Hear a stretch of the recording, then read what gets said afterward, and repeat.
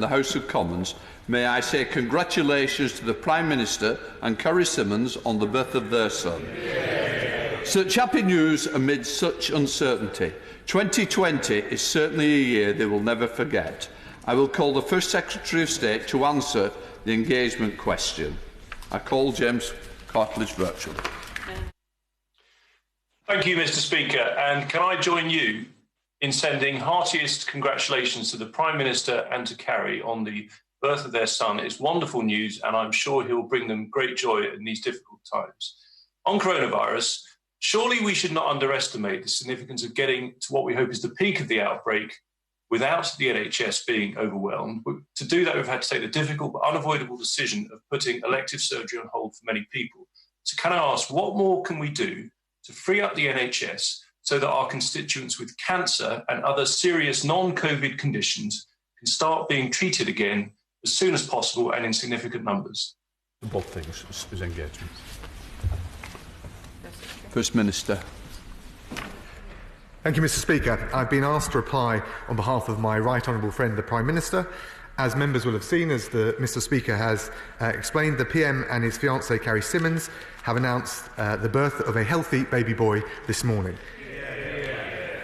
Both mother and baby are doing well, and I'm sure the whole House will want to join with me in sending congratulations and our very best wishes to them. Mr. Speaker, the whole House will also want to join me in paying tribute to the 85 NHS workers and the 23 social care workers who have very sadly died from coronavirus. My deepest sympathies are with their family and their friends at what is an incredibly difficult time, and we will continue to do whatever it takes to support them. Mr. Speaker, I'm sure the whole House will also want to join me in wishing Captain Tom Moore, who has done so much, raising £29 million for NHS charities together, a very happy 100th birthday tomorrow. His life of service for his country and his dedication to helping others is an inspiration to us all. Can I thank my honourable friend for his question? And of course, as he notes, it's because we've taken the right measures at the right time that we have flattened the peak of this virus.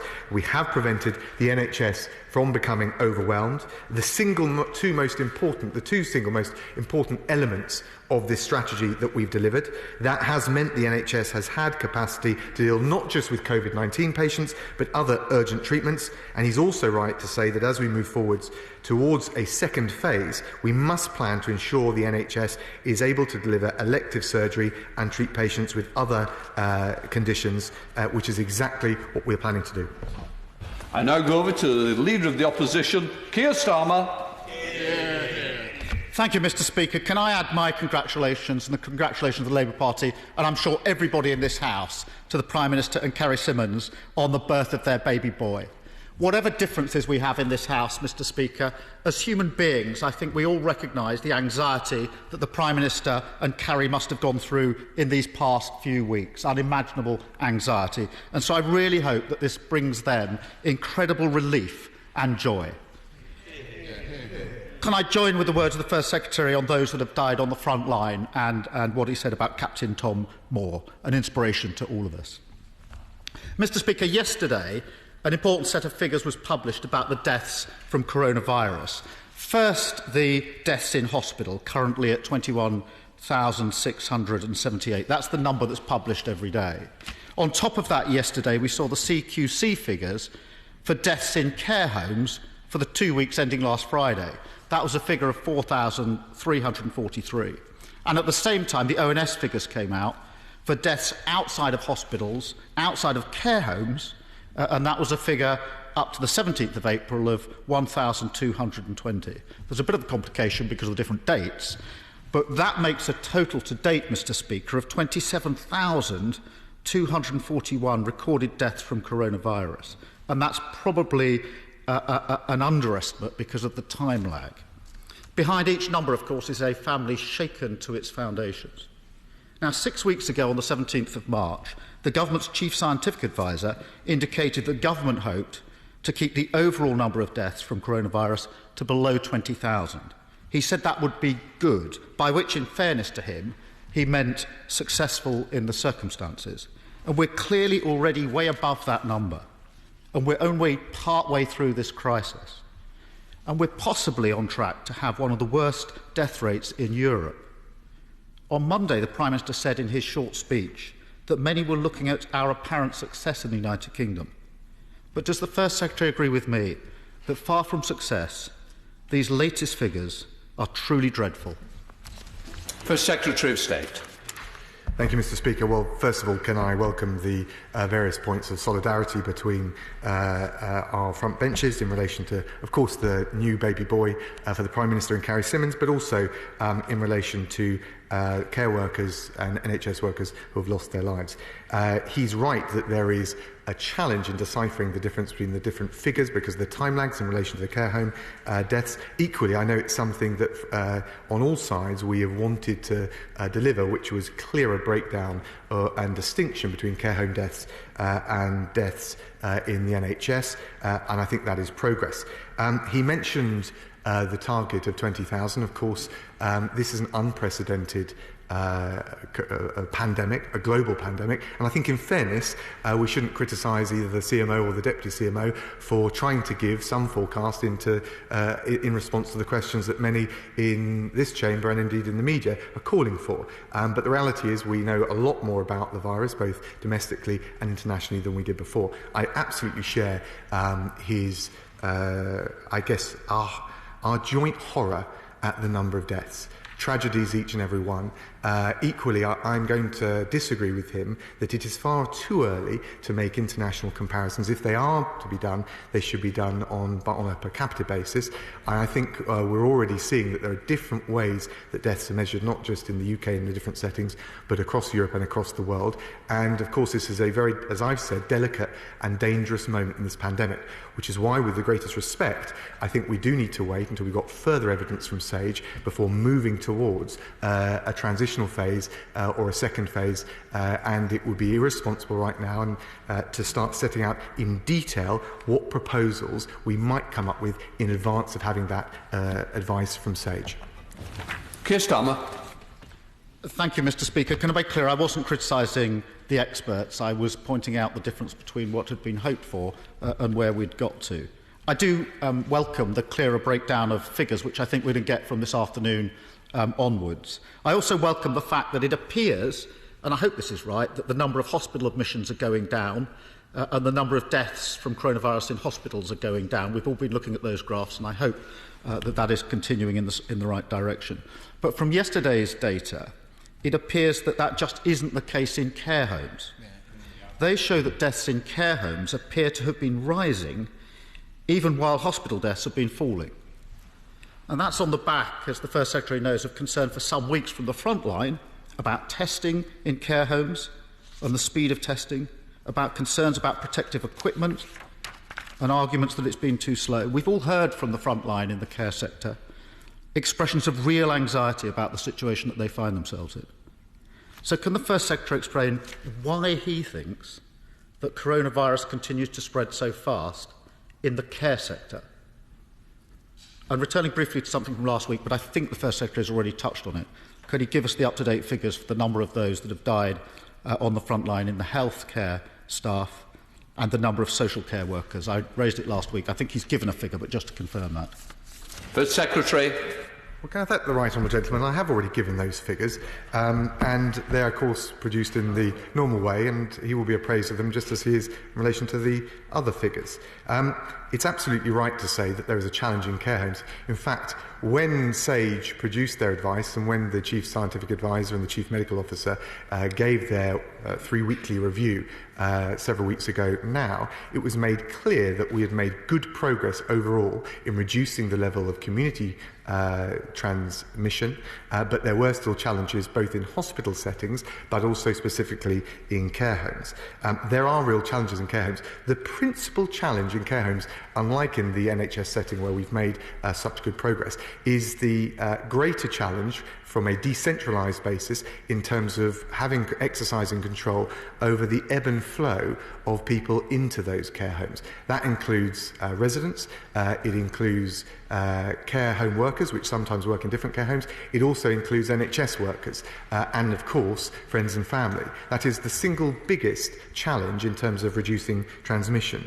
But I hope I can reassure him that we have a comprehensive plan to ramp up the testing in care homes. The eligibility was changed yesterday by the Health Secretary to overhaul the way PPE is delivered to those in the front line. And we're also expanding the workforce by 20,000 through a new recruitment campaign. But there is no doubting, Mr. Speaker, and I will not shy away from saying in front of the Right Honourable Gentleman that this is a challenge, but it is a challenge that we must grip and that we can grip to make sure that those in care, we can get the numbers down in care homes, as we've seen in hospitals and as we've seen in the country at large. Keir Starmer. Thank you, Mr. Speaker. Just on the back of that answer, I think on the MAR programme on Sunday, the First Secretary said that deaths in care homes were falling in line with those in hospitals. That doesn't appear to be borne out by the figures, unless there are some figures we haven't seen. And just wonder if the First Secretary could take a moment to clarify that when he next gets up. Yesterday was Memorial Day for all those who lost their lives at work.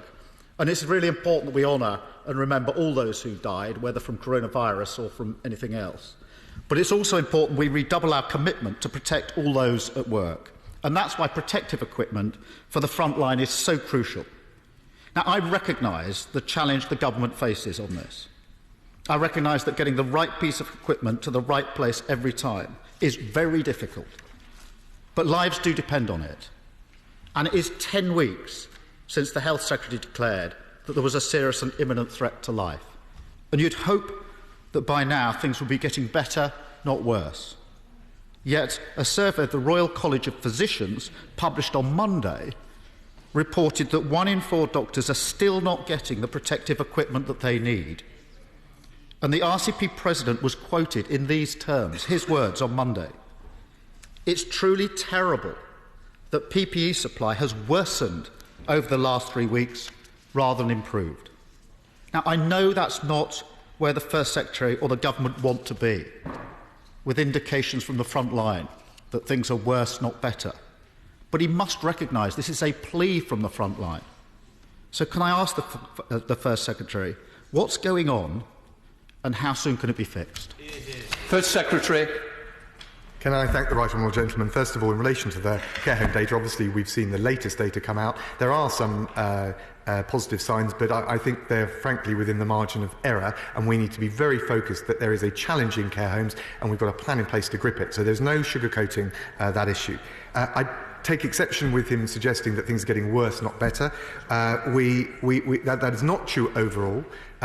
We have shown through the social distancing measures the overwhelming commitment to them by the public and our efforts to ramp up capacity, particularly ventilator beds, critical care capacity in the NHS, that the two central limbs of our strategy, which is to flatten the peak that we're going through, which if we hadn't done, the death toll would have been even worse, and also to make sure that the NHS ability to cope, those two critical elements of the strategy have worked to date, and it's absolutely important that we keep up the effort on all of that. In relation to PPE, again, he must, when he addresses this, recognise that we face an international, a global supply shortage. Every country, when I pick up the phone as Foreign Secretary and I speak to leaders, foreign ministers, counterparts around the world, are facing this. And we are now the international buyer of choice. We have had 22 flights of PPE and ventilators from China just this month, in the last week, over 1.5 million masks from China, 3 flights from Turkey with gowns and face protection, 140,000 gowns from Myanmar, and we brought in Lord Dayton, Noble Lord from the other place, Lord Dayton, to ramp up our domestic production, supply and distribution. So he's right, there is challenges on the front line. There's no minimising or sugarcoating any of those cris de coeur that he mentioned. I feel animated, inspired to do even better, but he needs to recognise on PPE that there is a global supply shortage, and we're doing absolutely everything we can to make sure that those on the front line get the equipment that they need. Keir Starmer. Thank you. I do recognise the efforts that are going on. The First Secretary says he takes exception to what I said about things worsening. I've tried not, in this, to base anything on my own personal opinion, because I don't think that's helpful. What I was quoting was the Royal College of Physicians, those on the front line. So it's not my view, it's their view. And I've tried to be careful to stick to the data and the evidence rather than just coming up with an opinion. Can I ask the First Secretary about testing? Now, it's clear there's been an increase in testing in the last week and since we were last at the dispatch boxes, and I welcome that. And yesterday, the government announced further extension and expansion of testing, and I welcome that as well. But there are obviously still significant problems. The government reported figures for Monday show a capacity to test of 73,000, which has gone up. It's the highest it's ever been. But only 43,000 actual tests were carried out. And when you drill down into the figures, only 29,000 people were actually tested. So the number of people tested was 29,000. Now, last week, the First Secretary said the problem was not capacity, but there was a lack of demand. I wasn't convinced, to be honest. But now we know demand's gone through the roof. We know sites were unable to cope with the numbers of people trying to book tests. So obviously demand isn't the problem. Yet on Monday, 30,000 tests that were available weren't used. Now, I'll have to recognise that the 100,000 a day by Thursday was only ever a staging post, and perhaps the exact date doesn't matter as much as some would think. On the March the 12th, 7 weeks ago, the Prime Minister made clear his plan, and his plan was to ramp up daily testing to 250,000 tests a day. I agree with him on that. I think that's the scale we should be at. So can the First Secretary clarify that the 250,000 tests a day is still a government target? And if so, roughly when he thinks the government will hit that target? First Secretary. Can I, Mr. Speaker, and I thank the right honourable gentleman, just on this issue of things getting worse. I understand the point he wants to make about PPE. It's an absolutely valid point, but I don't think it should be elided into the broader critique that overall things are getting worse. As we come through the peak of this virus, we start to get deaths down. We've got to focus on driving them down even further, and in particular making sure that we don't risk a second spike by increasing the transmission rate. And I think the right honourable gentleman could take time just to recognise our success on social distancing and critical care capacity, which has allowed that to happen. On testing, we now have 73,400 tests capacity every day. That is almost double from the point at which we were at the dispatch box last week. On daily tests carried out, the figure is now 43,563, which is up from well over double the 18,000 from the point at which we were at last week. In relation to capacity and demand, when we talk about demand, when the NHS talks about demand, they're talking about the numbers of tests actually carried out, people not just being willing to come forward, but actually being able to come forward. And what we've done to make sure that we ramp up the testing as swiftly as possible is not just the extension and the widening of eligibility last week, but we've gone further and we've now said anyone who needs to go to work and says that they can't just work remotely and they have symptoms, we will widen the eligibility to them. Anyone over 65 with symptoms will also be able to action those tests. And of course, it will be, and it comes back to his earlier point, available to all care homes, all care home residents as well as staff, whether they're symptomatic or not. This is incredibly important.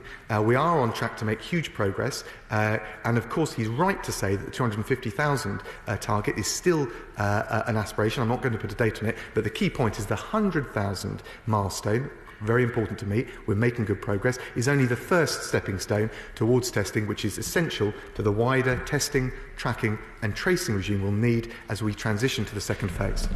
Can I just gently say to both front benches, we're really going to have to put some speed up so we'll not get anybody else in today. Keir Starmer.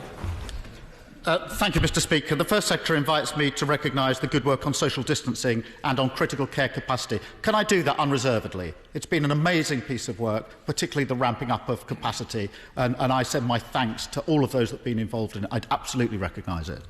Mr. Speaker, the reason I've raised these issues is because they're vital to controlling the virus, protecting lives, and so that we can get to an effective exit strategy. The public need to know what's going to happen in the next phase. And on exit strategy, I want to be absolutely clear with the First Minister. I am not asking for lockdown to be lifted. We support the government on lockdown and will continue to do so. So I'm not asking for that.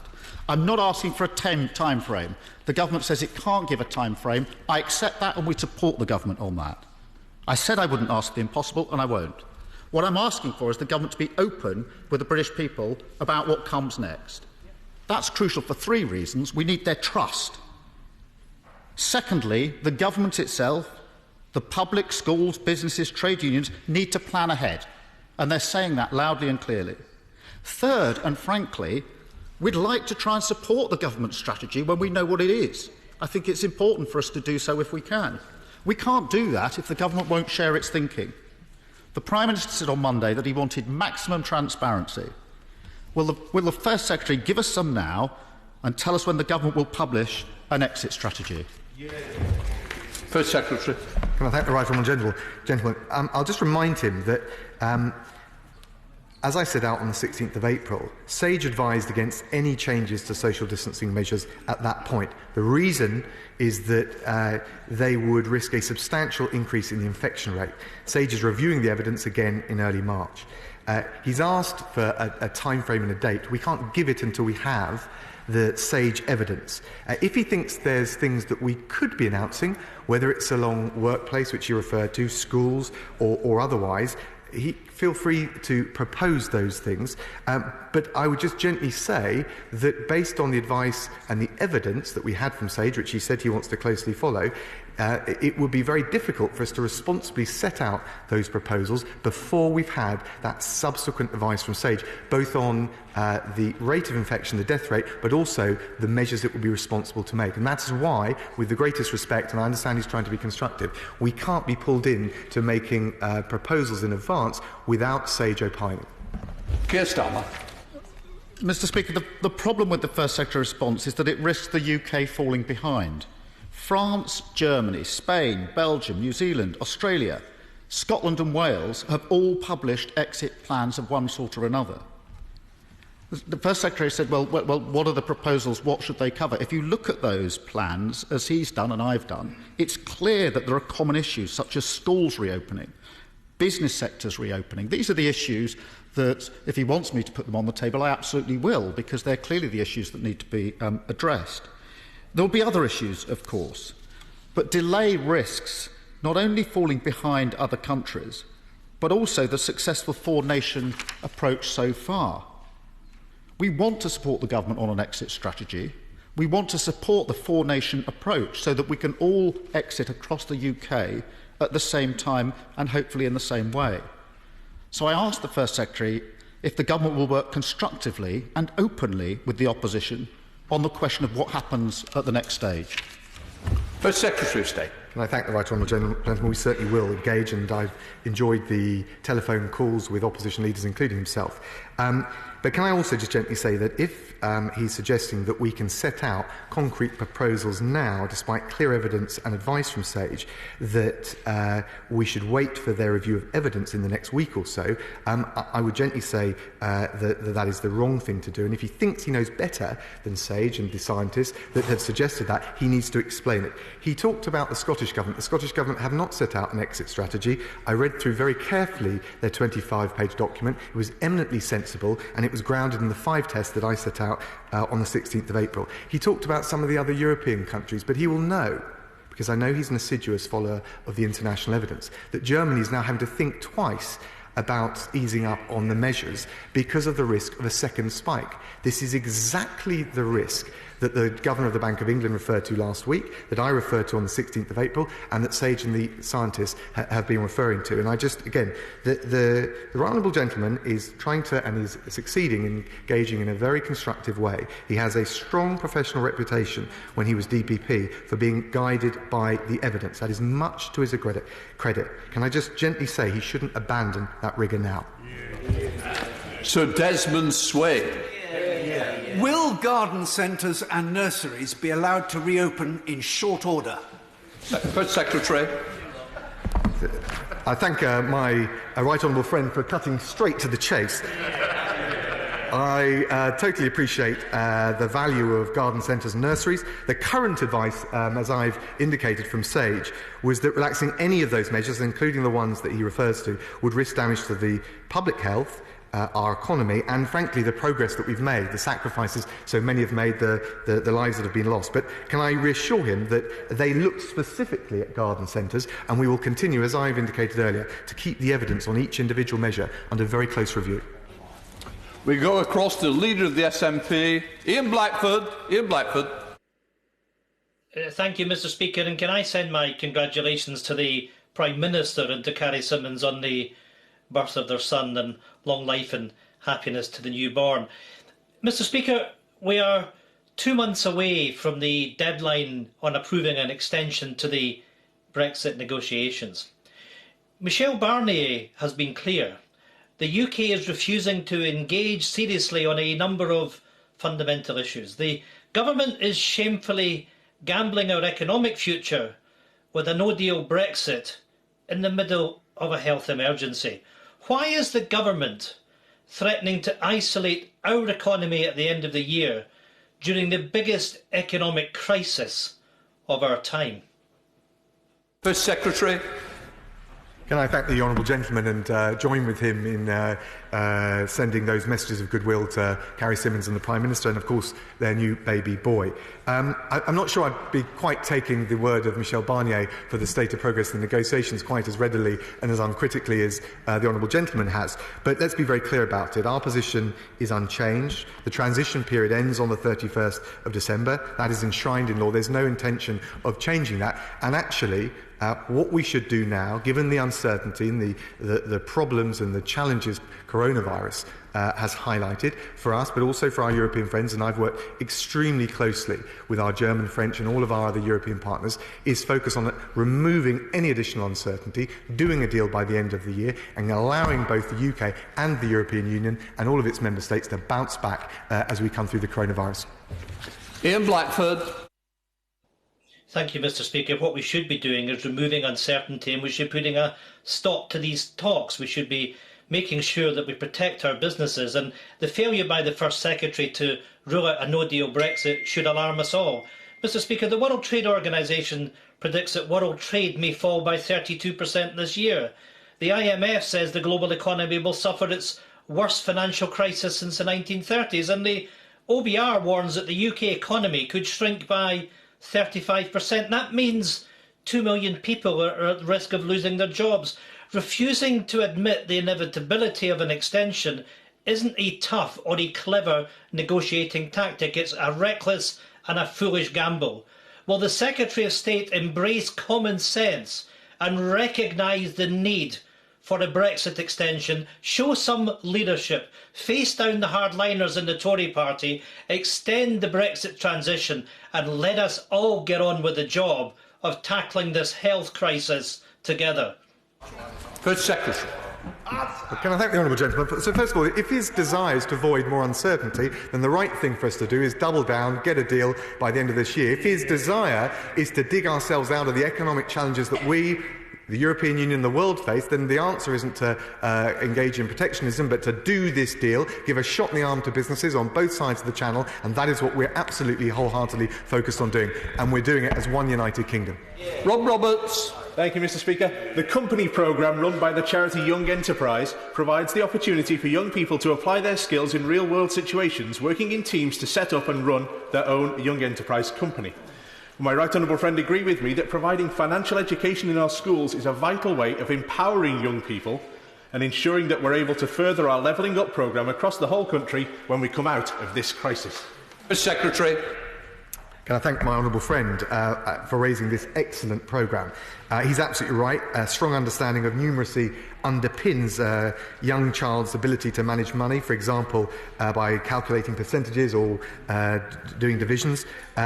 And this government's reforms have made a step change in progress for numeracy and literacy for those young children. That needs to be backed up by the practical applications, and many organisations that support schools with financial education are adapting their programmes, and I think Young Monies is an excellent example of that. We go over to Alan Dorans. Alan Dorans. Thank you, Mr. Speaker. Will the First Secretary of State make a commitment today that when a vaccine for COVID-19 becomes available, the United Kingdom will take a leading role, together with other nations, to ensure it is distributed according to the needs of people across the world, rather than on the basis of wealth? First Secretary. Well, can I thank the honourable gentleman? He's absolutely right. And we, as the Health Secretary announced, we've had Charles announced very recently, we are taking a lead in the research and development, but he's also right to say, as my right honourable friend, the Development Secretary announced, I think, earlier in questions, we're also contributing to Gavi and CP, which is the international effort to make sure we can ramp up not just the international effort to find a vaccine, but to make sure that not only can we vaccinate all of the people here in the UK, but also in the most vulnerable and poorest countries around the world. And so I entirely agree with what he said. Robert Coates. We go over to Robert Coates. Thank you, Mr. Speaker. The government has pulled out all the stops in providing a range of timely financial support for businesses. But both as the chair of the Small Business APPG and in West Oxfordshire, I hear reports of businesses that are being denied help by banks that are falling behind regulatory systems rather than concentrating on the urgent need to get cash out of the door to the businesses that need it. Would my right honourable friend agree with me that as the nation makes sacrifices unheard of in peacetime, it's also time for the banks to do their bit? First Secretary. I thank my honourable friend, pay tribute to all he's doing to champion small businesses.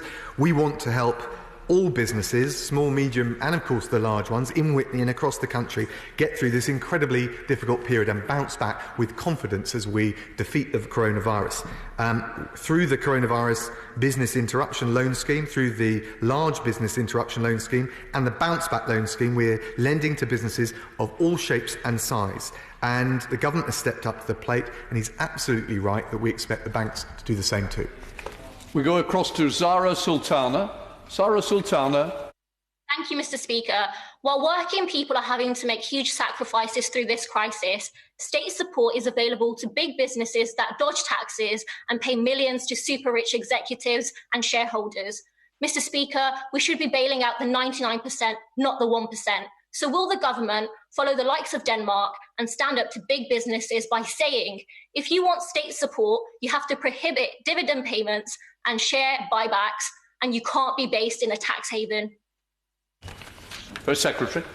Look, I thank the Honourable Lady. I have to say, I think if she looks at the package of measures that my right honourable friend the Chancellor has put in place in the round, she will see that not only are we dealing with small businesses, we're also helping those larger businesses, and they're important too. They're large employers, and we're doing everything we can to support innovative firms, which will now benefit from the offer of £1.25 billion, which is for high growth firms. So I think we should take, frankly, some of the partisan baggage out of this, focus on targeting the businesses that will create the growth, which will drive us through this crisis, and support the workers up and down this country who rely on those crucial businesses. We go across to Robert Largan. Robert Largan. Thank you, Mr. Speaker. The current crisis has shown just how important it is to have sufficient urgent care capacity in the NHS. I've been campaigning for new urgent care centres at both Stepping Hill Hospital and Tameside Hospital to help NHS staff provide world-class care to people in High Peak and across the region. Can the First Minister assure me that the government remains committed to building these badly needed new urgent care centres? First Secretary. Well, can I thank my honourable friend for the way he is championing the NHS in the tenacious and doughty way. I'm delighted that Stockport NHS Foundation Trust have been allocated close to £31 million for the provision of a new emergency care campus at Stepping Hill, one of our 20 hospital upgrades. And Tameside and Glossop Integrated Care NHS Foundation Trust have also been allocated over £16 million to provide emergency and urgent care facilities at Tameside General Hospital. Conservatives are the party of the NHS with more money, more hospitals, more doctors and nurses, and that's one of the reasons we've managed through our critical care capacity to help protect the NHS from becoming overwhelmed by coronavirus. Wes Streeting. Thank you, Mr. Speaker. Can I, first of all, offer my deepest thanks to first responders from the Metropolitan Police and the London Ambulance Service who were greeted with a horrifying scene on Sunday night of an 18-month-old baby girl and 3-year-old boy brutally murdered in their own homes. There are no words of comfort that we can offer their grieving mother, but what the government can do is to do more to support people who are not safe in their own homes. I recognise the £3 million that's gone in to support children who witness domestic abuse and the £2 million that's gone in to support the domestic abuse hotline, but it's not enough and it's not quick enough. So in that spirit, can I ask the First Secretary of State to commit to providing the £75 million ring-fence fund that the Shadow Home Secretary has called for, so that in these darkest of times, for people who are trapped unsafe in their own homes, they know that support is available.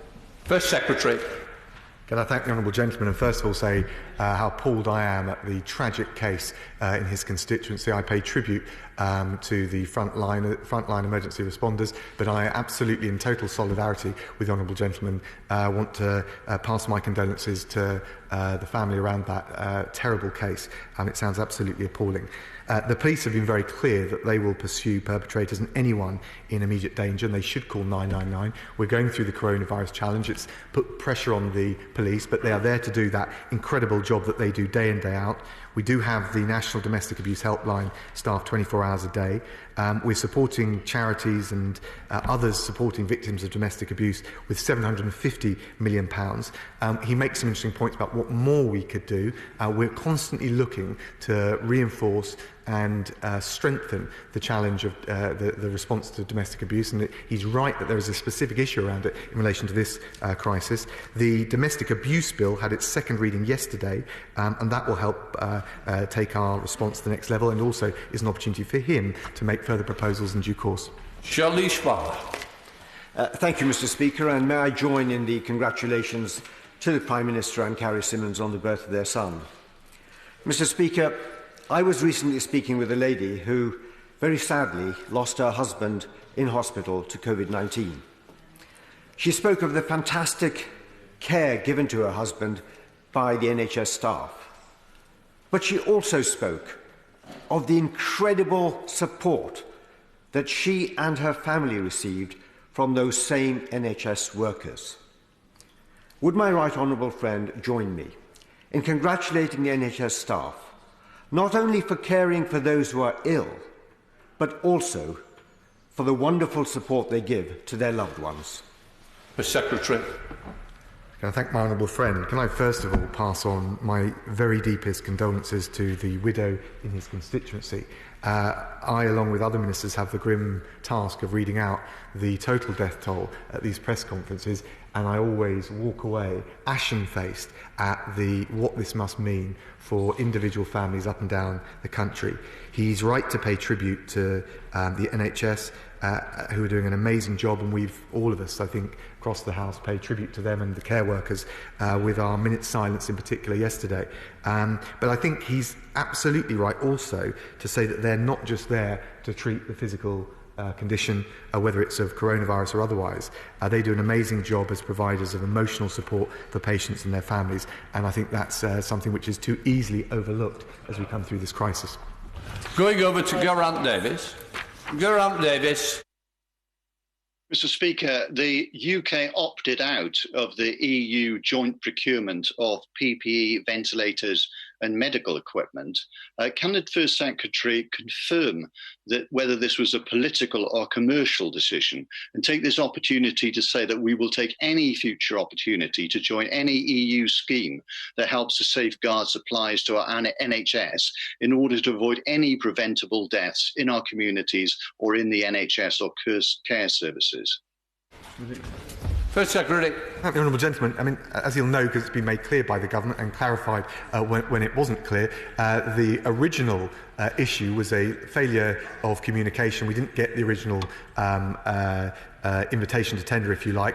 It's very clear to us that the schemes in relation to the first batch of EU-wide procurement would not have made any significant extra difference or added any value to what we're doing here. I can tell him that we will look at any future procurement-wide initiatives, for example, on therapeutics. I can also just reassure him one of the things that we're doing is working very closely with our European partners on returns and repatriations, and that's something where we have taken advantage of EU-wide schemes if it can help us share costs, and that's the collaborative internationalist approach that the UK government takes. Mark Pritchard. The sector is vital to Shropshire's economy, employing thousands of people, and notwithstanding his earlier response to my right honourable friend, can I ask that in any economic unlock, that in phase one, the garden centres and nurseries, seasonal nurseries, will be allowed to open, albeit with careful and considered strict guidelines? First Secretary. I thank my honourable friend. Second plea for garden centres and nurseries is absolutely right, and I understand entirely why it's so important, both economically but also socially, particularly for certain members of our community for whom it will be an important means of getting outdoors and getting out of the lockdown. Sage has already considered it once. I know it will consider garden centres and nurseries again, and I know he will expect us to continue to be guided by the evidence, but he has made his point in a powerful way, and it's certainly very firmly registered that this is an important area for us to look at for the future. Alex Cunningham. Go over to Alex Cunningham. Thank you, Mr. Speaker. There's never been sufficient nursery places to meet the extra demand created by the Child Care Act 4 years ago, and now things are set to get worse. I've received a huge number of emails from local nursery managers and workers angry at the government for failing to take action to protect early years workers during the coronavirus crisis because they're not entitled to access the furlough scheme.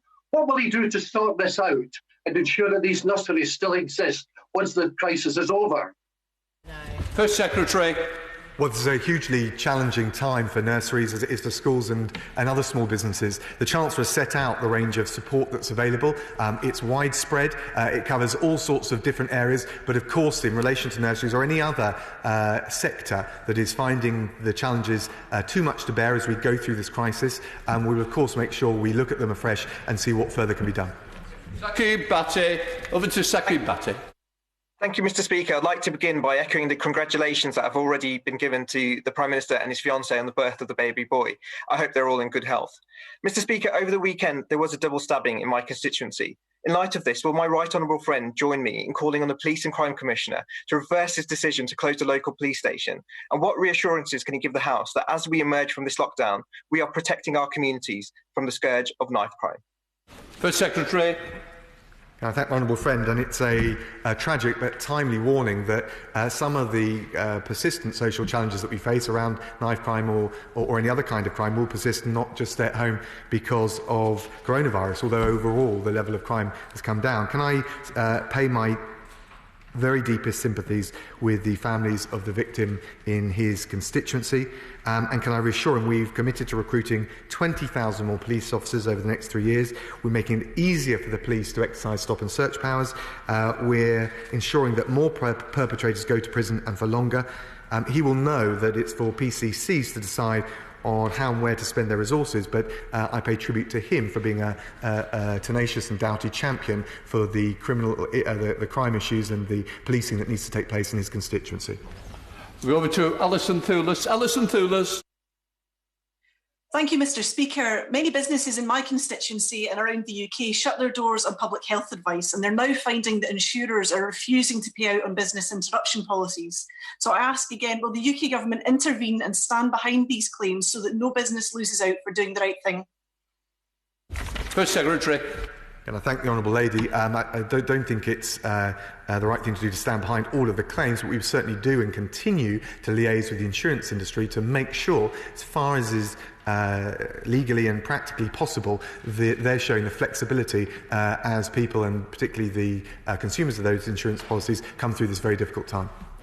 We go over to David Mundell. David Mundell. Mr. Speaker, I'm absolutely delighted to be able to connect with you this week. I've finally escaped from the Zoom waiting room, and in so doing, I can pass my congratulations to Carrie Symonds and the Prime Minister on the birth of their son. Mr. Speaker, I have a large number of haulage companies in my constituency, and I'm sure the First Secretary will recognise that lorry drivers are key workers during this crisis, transporting goods across our United Kingdom. However, many have struggled to access hot food out with their cabs, even to access toilet and shower facilities. So can the First Secretary ensure that we're doing all that we can to support lorry drivers as they carry out their important duties during this crisis? First Secretary. I thank my right honourable friend and say it's always good to see him, even via Zoom, or especially via Zoom. Can I